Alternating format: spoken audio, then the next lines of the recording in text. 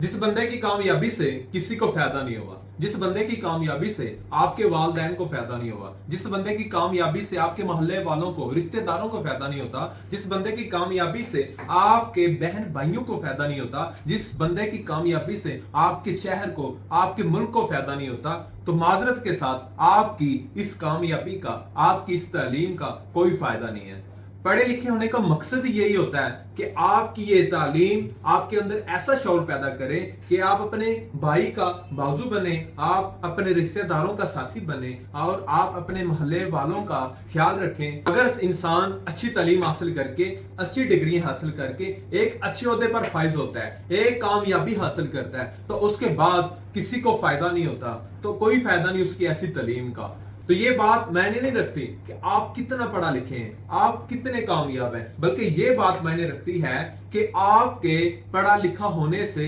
दूसरों को कितना फायदा पहुंच रहा है, दूसरे आपकी कामयाबी से कितना फायदा उठा रहे हैं, ये बात मायने रखती है। तो अपनी जिंदगी में अगर आप कामयाब हैं, अगर अल्लाह ताला ने आपको कामयाबी बख्शी है, तो आप सोचें क्या कोई आपसे परेशान तो नहीं है, कोई आपसे तंग तो नहीं है, क्या आपकी कामयाबी से किसी को फायदा हो रहा है? तो जब आपको इस बात का एहसास होगा तो आप दुनिया के कामयाब तरीन इंसान होंगे।